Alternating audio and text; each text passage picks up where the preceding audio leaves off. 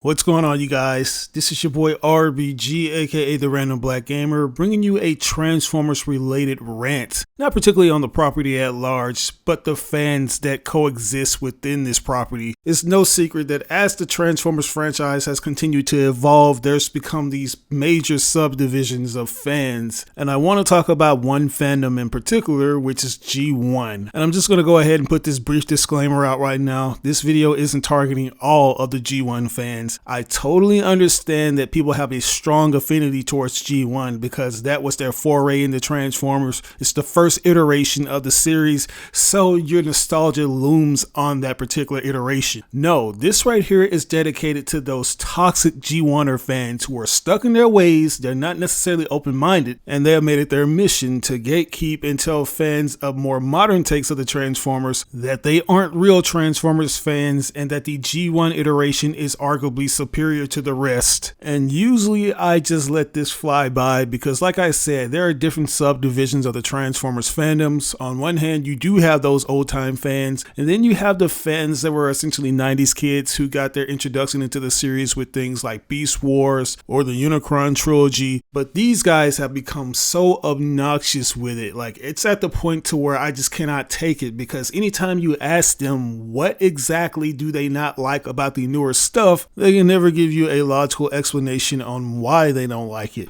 The only thing that they can say is that it's not G1 and it bastardizes the franchise. And this has been a reoccurring comment that I initially heard back as far as 2007 when Michael Bay was launching Transformers 2007. And if you guys have been subscribed to this channel or you're somewhat familiar with it, then you know the bulk of my content mainly centers around modern Transformers media, particularly with the movies. I talk mostly about the Michael Bay Transformers movies, which I am aware are mired in their fair share of controversies, mainly because those movies don't do a good job of utilizing the lore that's right in front of them. And I've always gone out of my way to point out why these movies have been received in such a negative light and what they could have done better, but I've also made it a point to show why these movies are interesting by trying to make sense of certain issues with fan theories, as well as highlighting some of the expanded lore that's tied to the movies. Like, we try to have fun over here in our little corner pertaining to the Michael Bay verse, but unfortunately there are those individuals from the G1 camp who just can't help themselves. They have to make it a point to come over to our little safe haven of a place and burn it down to the ground by stating that we aren't watching real Transformers and that the Bayverse sucks and G1 will always be the best. And once again, I'm not saying that Bayverse is the best iteration of Transformers. I acknowledge it with all of its flaws. I feel like the yesteryear of Transformers will always supersede what we gotten with the Bayverse. They've done a bang-up job of putting a bad taste in a lot of fans' mouths and diluting the franchise. But I still have to give credit where credit is due, because if it wasn't for these very same films, we would have never gotten Peter Cullen back as Optimus Prime. Because unbeknownst to a lot of those G1 fans, they don't realize that Peter Cullen had been on hiatus from the road since the end of the G1 era. The television series ended in 1987, and it wouldn't be until 2007 that Michael Bay would bring Cullen back to reprise his role as Optimus Prime. And that's 2 decades, guys, 20 years. But people swear up and down that the Bay Transformers films ruined the franchise and their childhood in general, when in actuality those films breathed new life into the Transformers franchise, because for 20 plus years we stopped receiving American produced Transformers cartoons. Instead, we got Transformers anime that were produced by Japanese studios such as Studio Gallop and Takara Tomy, who usually handles the Japanese side of things when it comes to Transformers toys and shows. And the American produced shows that we did get, such as Transformers Beast Wars and Beast Machines, they did not watch. And you guys are probably going to ask me, how do I know that they didn't watch these shows? Because they blatantly say that they didn't watch these shows because they weren't G1. That's right, these guys will gladly say that, oh, I am not watching this product because it's not G1 accurate. It does not aimlessly insinuate anything from G1, and it's not as good as G1, even though they haven't even watched it to see if that's true or not. That's one of the biggest pet peeves that I have about today's generation of fans when it comes to any kind of property. Fans are very quick to dismiss something or say it's gonna suck before it even releases. And once the dust settles and that thing that they said sucks is actually good, they either have nothing to say or they still say that it sucks and it's not G1. And usually when I come around G1ers with that particular mindset, it basically exposes them for the casuals that they are because they don't know anything beyond G1, particularly the 80s cartoon. They've never picked up a G1 Marvel comic, they never bothered to pick up the Dreamwave comics when those were still a thing, and they definitely didn't try to read any of the IDW Transformers comics that are still ongoing, might I add. They're basically these stiff-necked people that are stuck in the 80s and they have no plans of leaving that respective era of the Transformers, which is a shame because they missed out on so many great moments. Yes, there have been these low points in the franchise, but there have been just as many high points, such as Transformers Prime, which essentially came out after the Bayverse, a series that not only brought back Peter Cullen to reprise his role as Optimus, but it also brought back Frank Welker to reprise his role as Megatron. I also want to point out that the show was produced by the same writers that brought you Transformers 2007 and Transformers Revenge of the Fallen, which once again is all accredited to Michael Bay and his Transformers films. After those projects were proven to be a major success at the box office, they brought in newer fans and we saw a major increase in toy sales as well as interest in the property in general. I'd even go so far as to say that was Hasbro's most successful time period when it came to Transformers merch and Transformers media in general because they were on fire.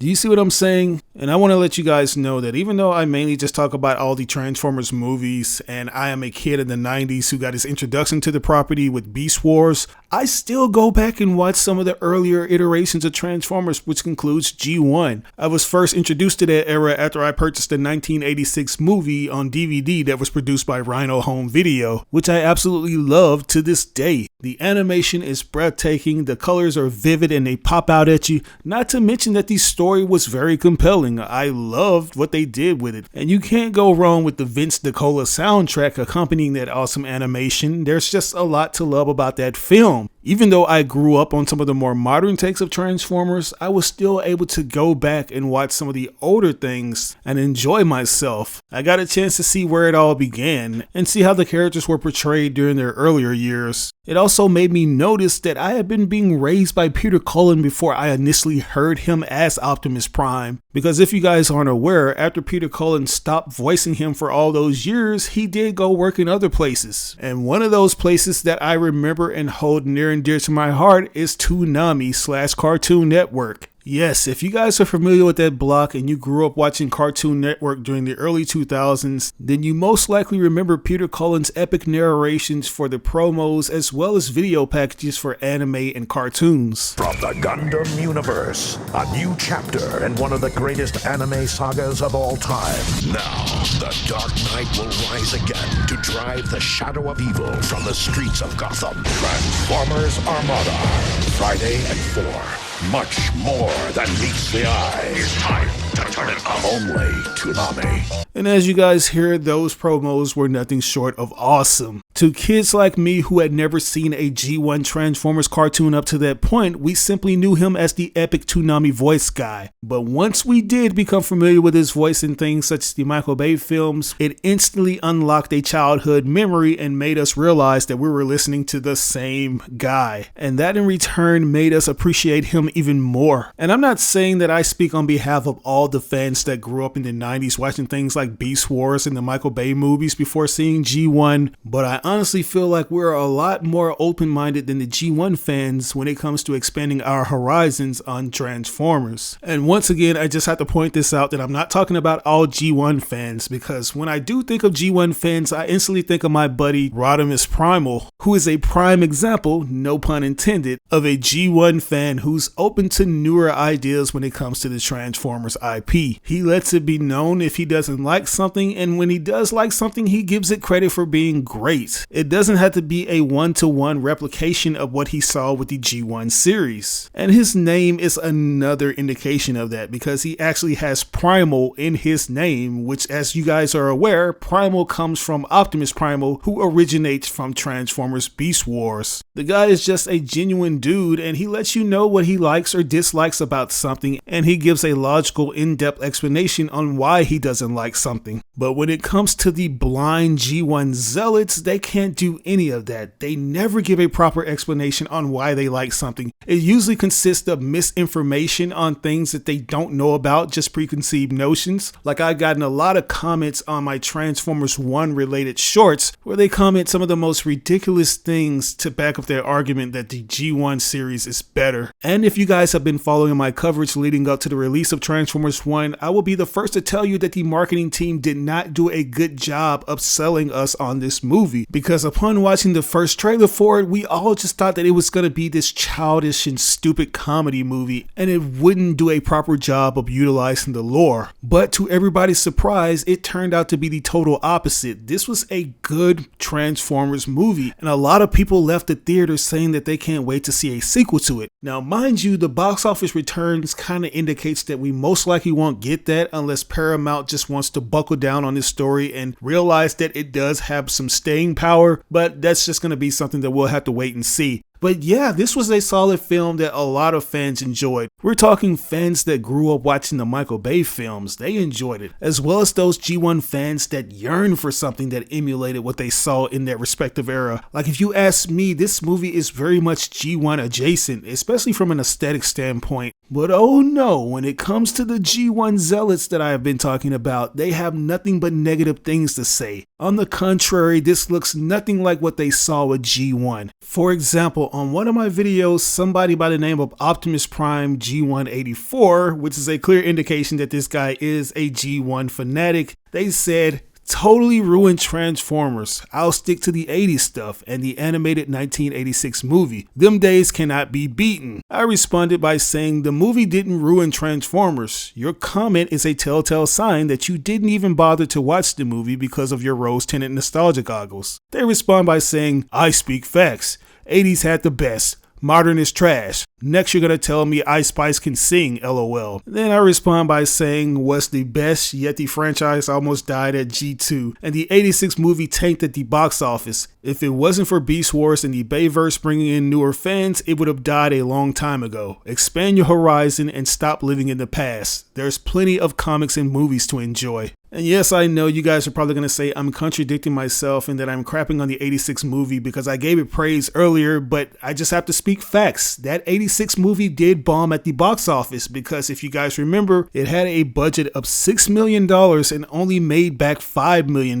in box office ticket sales. And one of the biggest criticisms that it faced is that it inadvertently upset the young audience by killing off a lot of pre-established characters such as Optimus Prime, which I find funny and a bit ironic because the biggest criticisms that the G1ers have against more modern takes of the Transformers is that the movie producers treat the characters as nothing more than product placements to sell toys by killing them off and bringing in new characters, when that was literally the blueprint that was established with the G1 movie, which is a movie that underperformed at the box office and received generally negative reviews, but it would later garner a positive reception and develop a cult following. But anyways, I'm getting off topic. Let's talk about another comment that was posted. Somebody says that the Transformers don't need faces like humans. This is terrible. To which I responded by saying, you say this like it hasn't existed since G1. They respond by saying, in 1984, Transformers were based on their toy counterparts. Some did, some didn't. Putting these goofy faces on all of the Transformers was unnecessary. To which I respond saying, the goofy faces were on all of the characters who were supposed to have them. Soundwave and Shockwave didn't have faces in the movie, so I'm not sure what you're talking about. To which he responds by saying, at no point until Michael Bay did Optimus Prime have lips. The faces are a marketing gimmick to get new viewers to watch. To make this world of Transformers more appealing and human, it's cheap. So as you guys see, the G1ers can be very nitpicky and selective on what they decide to criticize, and usually when they criticize something, it's from an uninformed standpoint. Like this guy right here is complaining about the characters having human-like faces as if that hasn't been a thing since G1, like I said. With the exception of characters such as Optimus Prime, Soundwave, and Shockwave, most characters had faces in the G1 series, so I didn't necessarily get get what this guy was complaining about. If anything, it seemed like he was just complaining just for the sake of it, because this is a new take of the Transformers and it doesn't do the exact thing that was done in the G1 series. Now, the last comment that I'm going to address from this video has to do with Peter Cullen and his role as Optimus Prime, because a lot of fans, including myself, were disappointed that he wasn't in this film as Optimus Prime, and his absence in the movie was an instant kill shot for the movie getting a lot of tickets at the box office. But that didn't deter me from actually going to go see the movie, and I thought that Chris Hemsworth did a good job portraying Orion Pax and Optimus Prime. But this fan right here thinks otherwise. This is what they have to say. Chris Hemsworth will never be Peter Cullen, to which I respond by asking, who said he was trying to replace Cullen? He played Orion Pax for 95% of the film. If I'm not mistaken, Cullen didn't even voice Orion in the G1 series. I would also like to point out that Cullen can't be in every Transformers project. He's not getting any younger. He's already missed a recent convention due to being ill. Let the man have a break. One voice actor isn't going to determine how good a movie is going to be. And yeah, guys, I just want to point out that I may have been a bit hyperbolic when I said that Peter Cullen is quote unquote ill. But I mainly just said that because if you guys aren't aware, he canceled all of his appearances at last year's TFCon, which was just last month. But nobody from his team has disclosed why.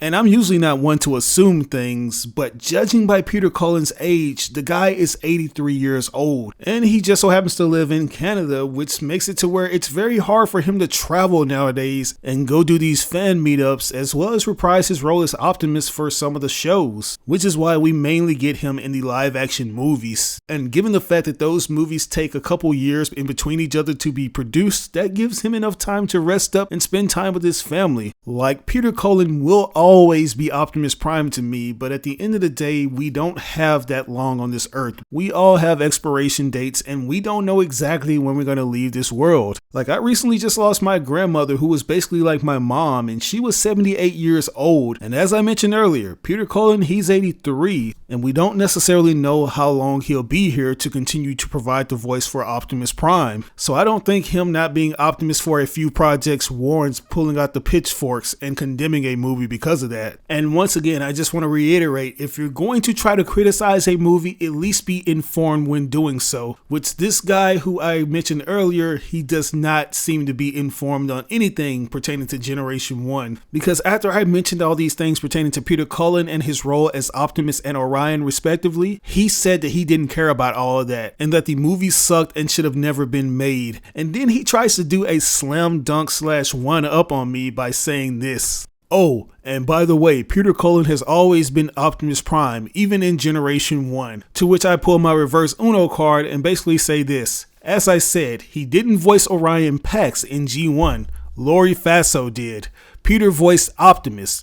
Oh, and by the way, Peter Cullen was not always Optimus. He wasn't Optimus in Beast Wars, Robots in Disguise 2000, Armada, Energon, or Cybertron. He stopped voicing the character for 20 years after the G1 series ended. So yeah, guys, as you can see, these G1ers can be very misinformed when it comes to certain information that pertains to the series that they love and adore. Not only that, but they can be very childish. For individuals ranging from the ages of 38 and up, these people can be very childish. I've gotten comments on my Transformers 1 videos talking about how it's gay, how it's woke, so many different things, and yet and still they didn't even bother to watch the movie. To make matters even worse, I've received comments from G1ers who just so happen to be parents who stated that Transformers 1 was so abysmal and a mockery to the G1 series that they wouldn't take their child to see it. Which gives you a good idea of the level of pettiness that we're dealing with. Like, can you imagine being bent out of shape over a property that was always intended for kids, and you want to stop your kid from experiencing a potentially good movie because you feel like it's ruined your childhood? It's like you just can't win with these people. When you ask them what they want, they just say that they want things to be like G1, but they're not necessarily specific on what they want from G1. It's almost as if they're saying that they want the story to be exactly as it was in the G1 series, which I don't think will ever happen because, as I said earlier, the Transformers franchise as a whole has evolved beyond ways that we could have never imagined. So many stories have been told, and a lot of good stories were actually adapted in Transformers 1. I like to say it's an amalgamation of everything everything that we've read in IDW with a splash of G1, which if you ask me makes for a good and potent mix. At the end of the day, I believe that there's room for any and every fan within the Transformers community because it's one of those properties that's been around long enough that it has an infinite well of variety of content ranging from TV shows, movies, comic books, and most of all, toys, which will always be the lifeblood of the franchise. Even though it's been almost 40 years since the original G1 series ended, its legacy will live on and we'll continue to be reminded about it through things such as references in the movies as well as merchandise, which I'm hoping, I have my fingers crossed, that one day Discotech or maybe Shout Factory will consider remastering the original series on Blu-ray. But with all that said, guys, I'm gonna go ahead and end the video here. I just wanted to get this rant off my chest because toxic G1 fans have really been going for it lately, especially after seeing Transformers 1's diminishing returns at the box office. It's alright if you have a love and passion for G1, but you have to respect others' opinions in regards to the Transformers lore that they love. At the end of the day, there's always going to be groups within this community who share the same ideas as us, so there's really no need to invade other territories of the fandom and talk about how you think your version of the Transformers is superior. Anyways, guys, what are your thoughts on this? Once again, I just want to point out that this